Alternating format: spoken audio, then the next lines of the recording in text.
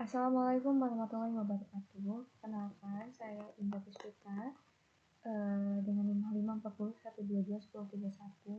Pada kesempatan kali ini saya akan menyampaikan mengenai art dan graph.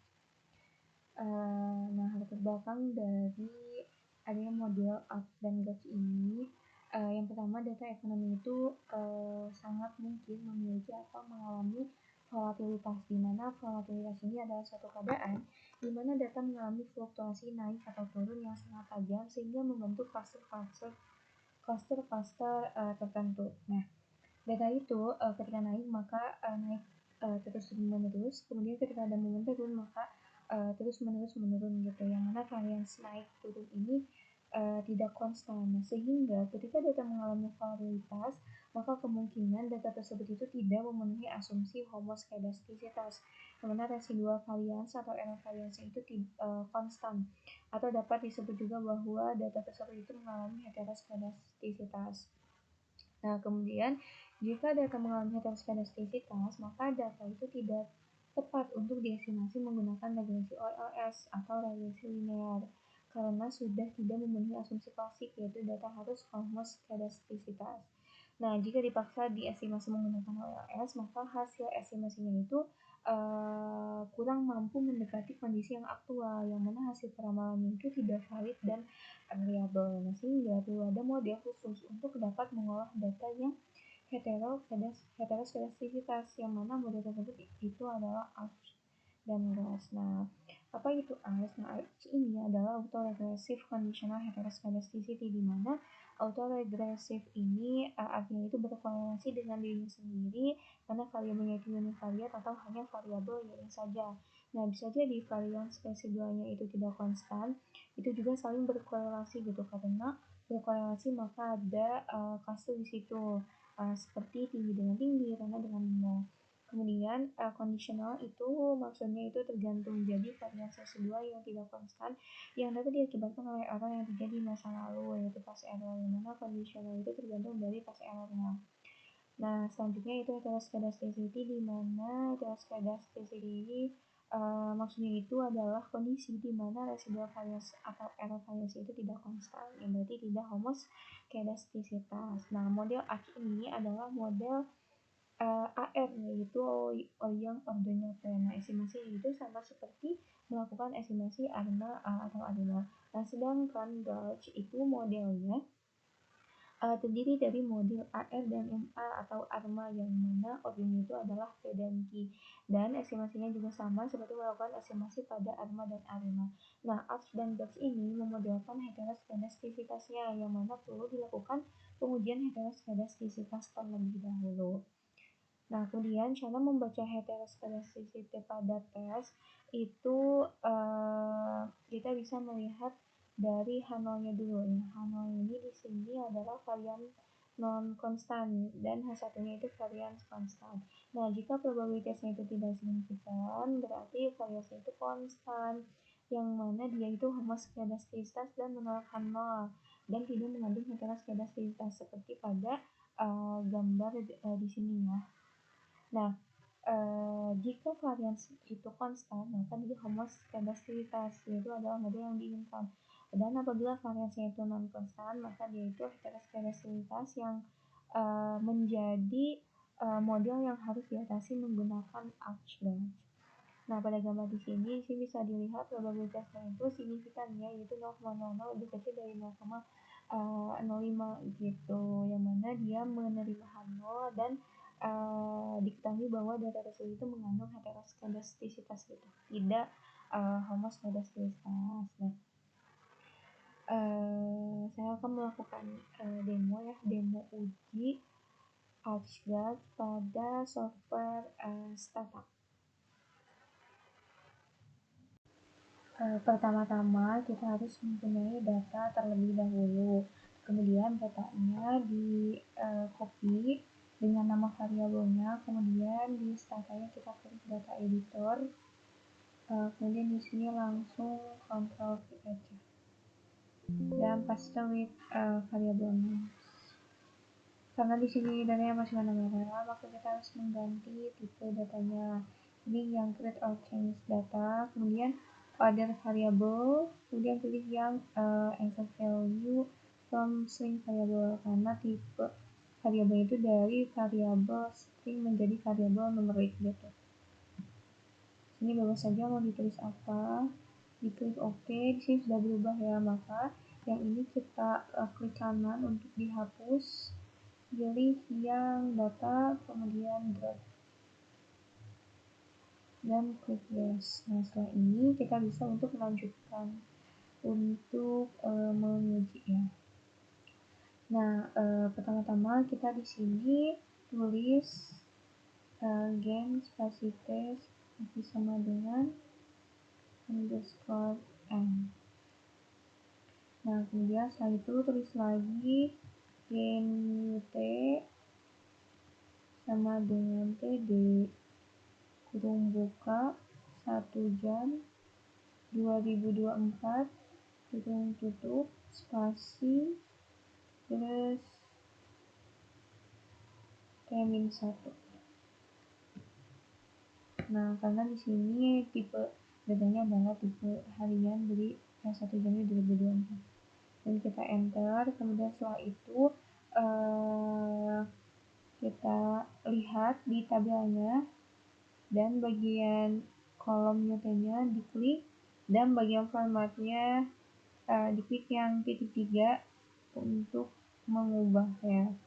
Sini karena tipenya daily, maka kita pilih yang daily dan klik OK. Oke, setelah itu kita balik lagi ke sini. Kemudian setelah itu kita klik reset new tab. Nah, di sini sudah terlihat bahwa dana seperti itu dimulai dari 1 Januari 2024 sampai 30 Desember 2024 dan tipenya adalah harian gitu. Kemudian kita akan melihat grafiknya, kemudian kita ke grafik, kemudian ke time series dan ke line plots. Untuk melakukan uji stasioneritas ya, ini kita create, kemudian dipilih variabelnya dan di OK aja. Nah, setelah melihat grafiknya, maka kita akan melakukan uji formalnya gitu ya. Di sini sudah terlihat grafiknya, maka kita akan menguji formalnya melalui add if unit test. Dan kita ke statistik, pilih yang time series, pilih reset, kemudian pilih yang ADF. Dimasukin nama variabelnya, klik OK. Nah, di sini p-value-nya 0,2 masih lebih besar ya dari 0,5, maka kita harus melakukan diferensi. Caranya kita klik aja di sini, kemudian di depan VLS-nya kita tambahin lebih besar titik. Nah, di sini kita sudah melakukan diferensi pada first difference dan terlihat p-value-nya itu sudah 0,00 dan tes statistiknya juga sudah lebih kecil dari nilai critical value-nya, maka pada ini sudah stasioner di first difference-nya gitu. Kemudian setelah itu kita akan mengecek fungsi autokorelasi dan fungsi partial autokorelasinya dengan cara di sini ditulis AC spasi D titik KRS. Nah, di sini terlihat bahwa nilai MA-nya itu dia cut off nilai 1, maka output dari MA-nya itu adalah 1. Nah, kemudian kita akan melihat PAC-nya. Sini ditulis PAC dan di enter, dan kita akan melihat nilai AR-nya. Di sini juga AR-nya juga cut off di nilai 1, maka output dari AR-nya itu adalah 1 gitu.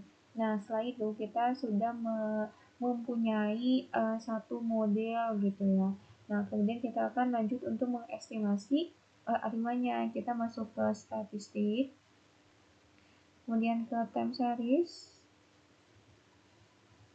Kemudian pilih yang A5 dan Armax mode, atau juga kita bisa di sini tulis A5 ARS, A5 modelnya ditulis tadi kita dapat AR-nya 1, terus di first different, kemudian MA-nya juga 1, kurung tutup dan spasi 0. Nah, di sini sudah ada ya nilai value-nya. Kemudian kita akan melihat nilai AIC-nya. Nah, nilai AIC-nya itu adalah 3265,243. Kemudian kita akan melihat model lain nih untuk dibandingkan gitu. Dan kita akan coba yang 116. Di sini lebih baik ya, p-value-nya lebih signifikan, dan kita akan melihat nilai AIC-nya juga. Sini nilainya 3264. Nah, memang lebih baik gitu ya model ini. Kita akan mencoba lagi model yang lain, yaitu model 011. Ininya 0.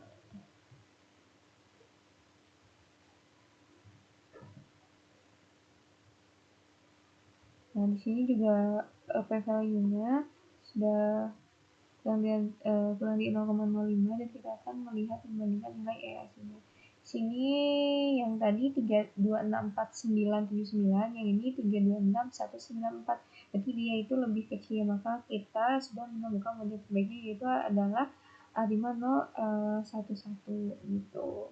Nah, kemudian setelah itu kita akan melihat residunya. Maka di sini kita tulis ready uhat resid dan di enter, dan apabila kita ingin melihat residu kita itu hetero atau enggak, maka kita bisa ketik di sini regress uhat.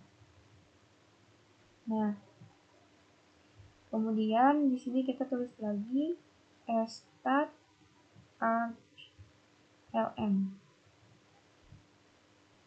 Nah, di sini terlihat ya bahwa probabilitasnya itu 0,00, maka bisa dikatakan bahwa data ini itu heteroskedastisitas gitu. Nah, kemudian setelah itu kalau misalnya dikatakan hetero itu kalau kurang dari 0,05 gitu, tadi sih 0,00, maka ini terlihat hetero, termasuk ke heteroskedastisitas gitu.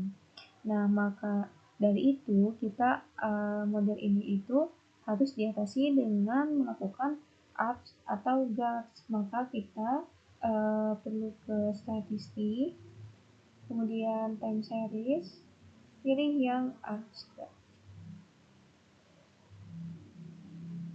dan pilih yang model. Nah, kemudian sini kita pilih dependent variable-nya, kemudian kita klik yang model 2. Di sini kita tulis model terbaik kita tadi, yaitu R-nya 0, ininya 1, dan ininya juga 1. Kemudian kita klik OK. Nah, di sini kita sudah ada gitu ya ininya. Kemudian setelah itu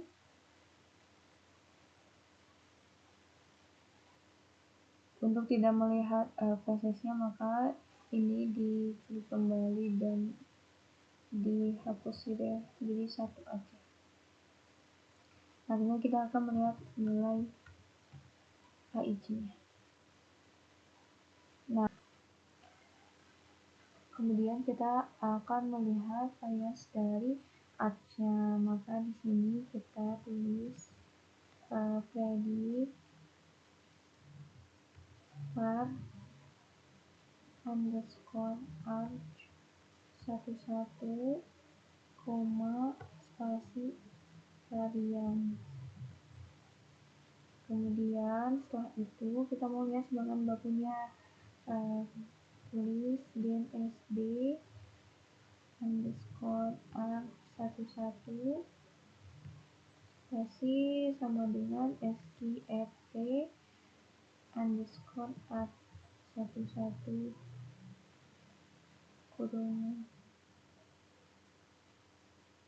Di sini ada kurung buka var ya, dan di sini kurung tutup.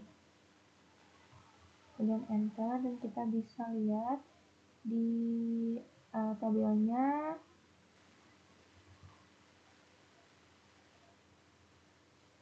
itu sudah ada yang ini, ada var dan ada SD-nya. Nah, kemudian kita kembali lagi ke sini. Kemudian kita ingin melihat plot dari simpangan bakunya, maka di sini ditulis ps line sd arc11. Oke, enter. Nah, di sini kita bisa melihat plotnya itu seperti apa gitu. Kemudian kita akan forecasting. Caranya di sini ditulis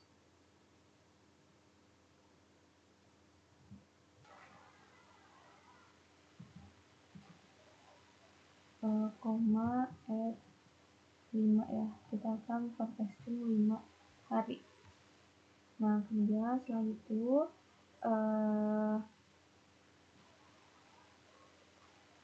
kita tulis lagi di sini predict KRSF, Y dynamic, kemudian kurung buka PD, kurung buka lagi 1 Jan 2025 ya, kemudian kurung tutupnya 2. Nah, kemudian kita klik lagi model yang tadi, dan ininya diganti jadi var F. Dan enter, dan di sini ditulis lagi DNSD F spasi sama dengan SKRT kurung buka var F kurung tutup. Nah, kita bisa melihat di tabelnya.